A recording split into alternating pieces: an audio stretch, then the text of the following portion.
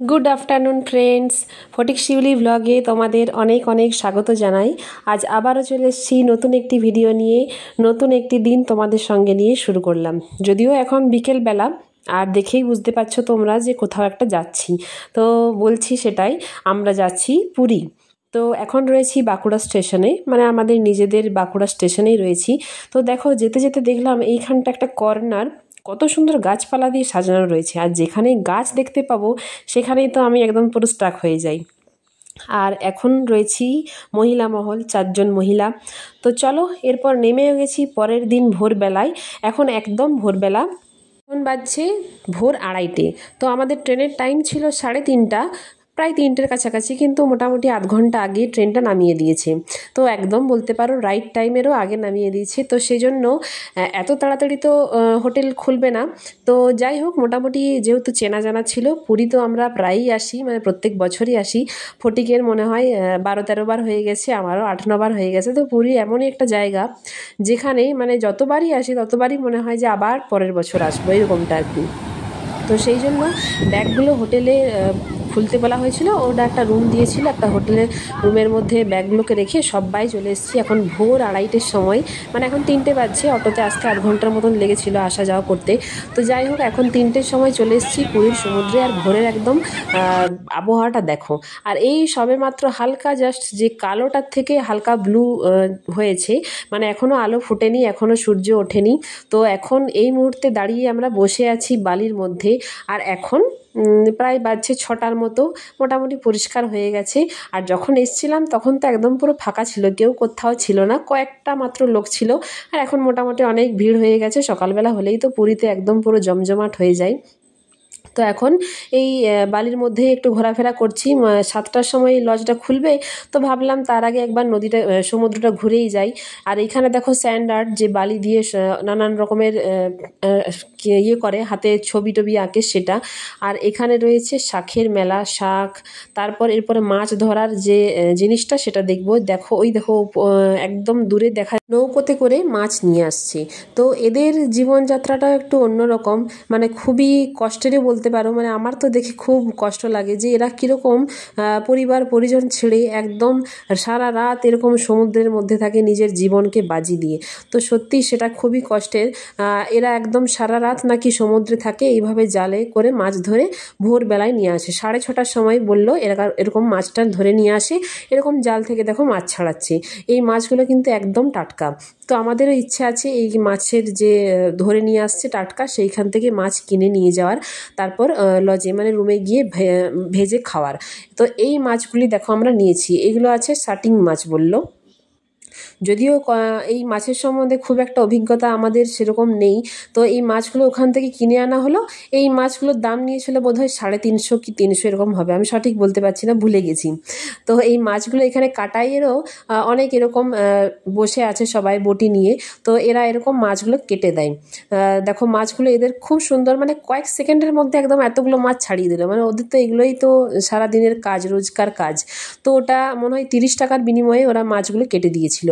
আর এখন আমরা সাইডে চলে এসেছি, পুরীর সমুদ্র থেকে একটু সাইডে চলে এসেছি। লোকাল যে মার্কেট আছে পুরীতে, সেখানে এখানে সমস্ত রকমের জিনিস পাওয়া যায়, মানে সবজির থেকে শুরু করে চাল, আলু, মশলা, পাতা, মানে যাবতীয় জিনিস, একদম মুড়ি খাওয়ার থেকে শুরু করে মিষ্টি, চপ, সিঙ্গাড়া, মানে যাবতীয় কিছু মানে লাগে আর কি দৈনন্দিন জীবনে, সমস্ত কিছু এখানে পাওয়া যায়। তো আমাদের ইচ্ছে আছে এইখান থেকে পিটাই পরোটা খাওয়ার। তো কখনো আমি পিটাই পরোটা খাইনি, তো সেই জন্যই ফটিককে বললাম যে চলো আজকে পিটাই পরোটা খাবো। অনেক শুনেছি এর নাম। তো দেখো নিয়ে নিয়েছি এরকম থালাতে করে। তো ওটা খেয়ে চপ টপ নিয়ে আমরা যাবো এরপর লজের দিকে। তার আগে এখানে যে মাছের আড়ত আছে, এখানে নানান রকমের প্রচুর মাছ আছে, মানে নানান রকম ভ্যারাইটির মাছ। তো সেইখান থেকেই মাছের দামগুলো একটু জিজ্ঞেস করছিল।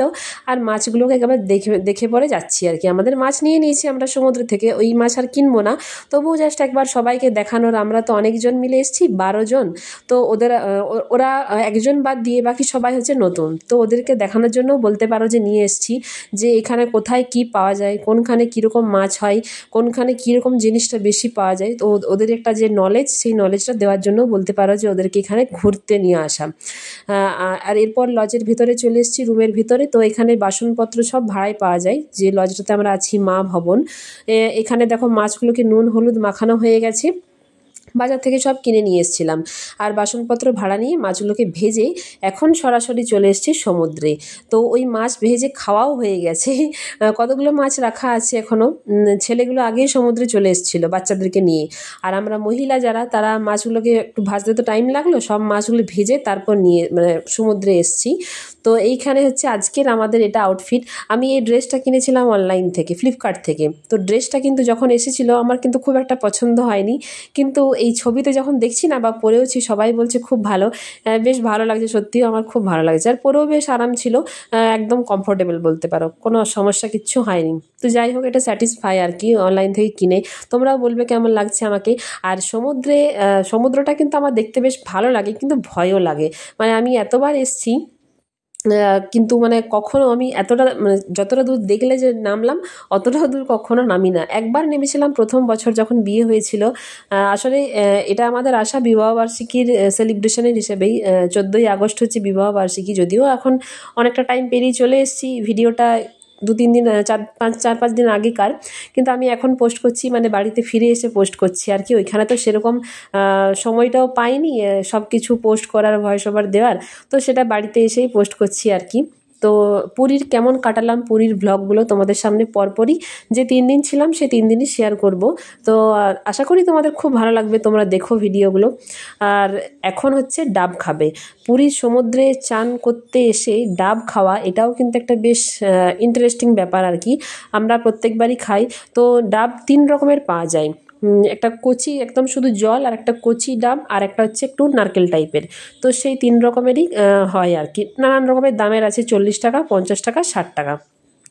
40 টাকাটা শুধু জল, আর 50 টাকারটা জল প্লাস কচি কচি যে শাঁসটা সেটা, আর 60 টাকারটা হচ্ছে একদম পুরো নারকেল টাইপের আর কি।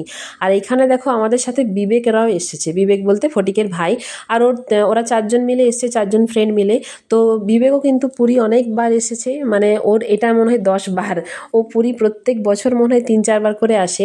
তো ও এখানে, ওরও খুব ভালো লাগে। ফটিকের যেমন পুরী বলতে একদম অজ্ঞান, পুরীর নাম শুনলেই বিবেকও সেরকম।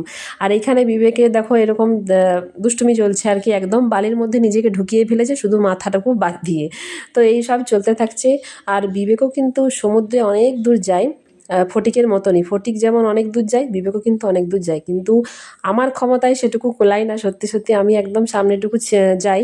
যেটা বলছিলাম তোমাদেরকে, যে আমি যখন আগে বিয়ের পর এসেছিলাম, আমি সমুদ্রের ওইখানটাতে না, ফটিকের হাতটা ছাড়া গেছিলো, আমি জল খেয়ে নিয়েছিলাম। তো সেইখানে দাঁড়িয়ে তখন থেকে আমার একটা ভয় হয়ে গেছিলো, আমি আর জলে নামতাম না।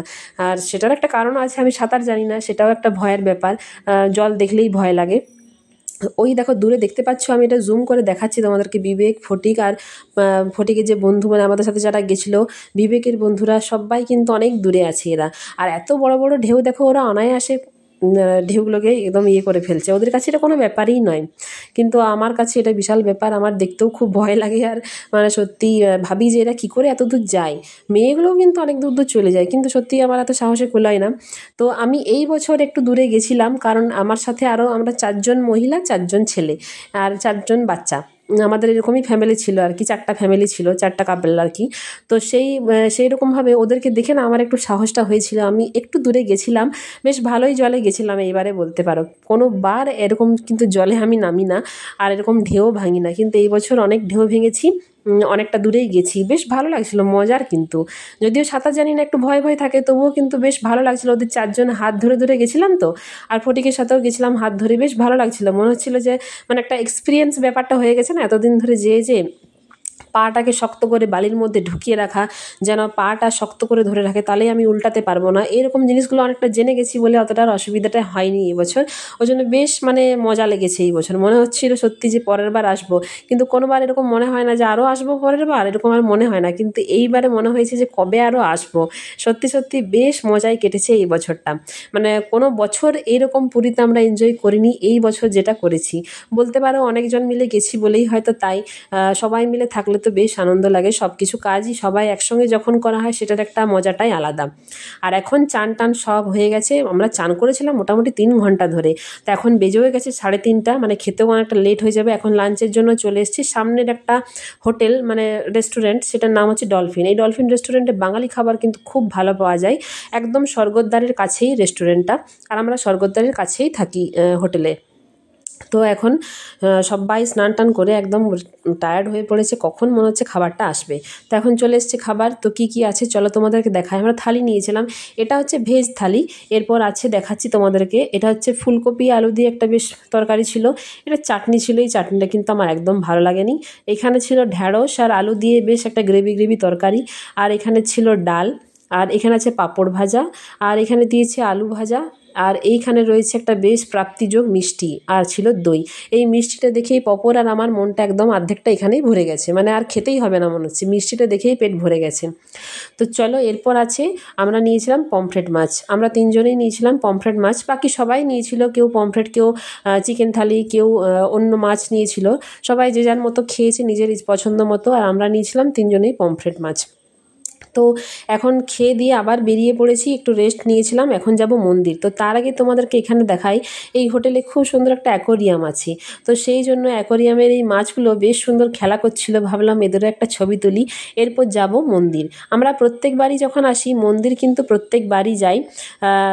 হয়তো পুজোটা বিকেলবেলায় এখন দেবো না, পুজো দেবো সকালবেলায়, এখন এমনি জাস্ট মন্দিরে ঘোরাফেরার জন্য যাই বিকেল টাইমটাতে। তো চলো, একদম রেডি ছিলাম, আর বিশেষ কিছু রেডি হতে হয়নি। এটা হচ্ছে স্বর্গদ্বার, এইটা হচ্ছে একটা শ্মশান, এখানে মরা পোড়ানো হয় মারা যাওয়ার পর। তো এই স্বর্গদ্বারটা কিন্তু খুবই একটা মানে ফেমাস বলতে পারো, এখানে কিন্তু সব সময় কিন্তু আগুন কখনো নেভে না, এটা একটা বিশেষত্ব আছে। আর এখন মন্দিরের বাইরে চলে এসেছি, অটোতে করে এলাম সবাই মিলে, সবাই রেডি সেডি হয়ে চলে এসেছি। আর মন্দিরটা দেখেই দেখো একদম মনটা মুগ্ধ হয়ে যাচ্ছে। সত্যি জগন্নাথ দেবের মন্দিরের একটা আলাদাই মাহাত্ম্য আছে, মানে দেখলেই মনটা একদম জুড়িয়ে যায়। এখনও যখন আমি দেখছি না মনে হচ্ছে কখন আবার যাব, ওইখানটা যদি এখন থাকতে পেতাম তাহলে হয়তো খুব ভালো হতো, এরকমটাই মনে হচ্ছে। আর বলতে বলতে গায়েও কাটাও দিয়ে দিচ্ছে। তো চলো এইখানের ভেতরে ঢুকবো, কিন্তু তার আগে এখানে ঢুকতে গেলে তো ফোন টোন সব জমা নিয়ে নেবে, ফোন নিয়ে তো ঢুকতে দেওয়া যাবে না। তো সেই জন্য ভাবলাম তার আগে একটু ছবি তুলে নিই, কারণ বেরোনোর সময় তো ওইদিকে বেরিয়ে যাবো, আর তো ছবি তোলা হবে না। তো তার আগেই ছবিটা তুলেই ফোনটা জমা দিয়ে পরে ভেতরে ঢুকবো। আর এইখানটাতে দেখো একটা ছোট পার্কের মতো আছে, এখানে খুব সুন্দর সুন্দর গাছ রয়েছে। এই গাছটা কি গাছ জানি না, যদি তোমরা কেউ জেনে থাকো অবশ্যই কিন্তু কমেন্ট করে জানিও। কি সুন্দর দেখো ফুলও ফুটেছে। আর এই গাছটার ফটিক বলছে যে লিচু গাছ, কিন্তু আমার তো দেখে সেরকম মনে হচ্ছে না, জানি না কি গাছ। আর এখন বেরিয়ে গেছি ওইখান থেকে, সন্ধেও হয়ে গেছে, ওখানে অনেকক্ষণ বসেছিলাম মন্দিরে। তারপর এখন সমুদ্রের ধারে চলে এসেছি, এইখানে কিছুক্ষণ বসে সমুদ্রের আবহাওয়াটাকে উপভোগ করে এখানে একটু হাওয়া খেয়ে তারপর একবারই রাত্রে ডিনার করে তারপর হোটেলে ফিরবো। রাত্রে একদম লম্বা ঘুম দিয়ে দেবো, কারণ একটা জার্নির একটা ক্লান্তিটা আছে। তো রাত্রেবেলায় দেখো প্রচণ্ড ভিড় আর খুব সুন্দর একটা পরিবেশ, এখানে আসলেই একদম মনটা ভরে যায়। তো চলো আজকের মতো এখানে টাটা, দেখা হচ্ছে তোমাদের সাথে কালকের ভিডিওতে।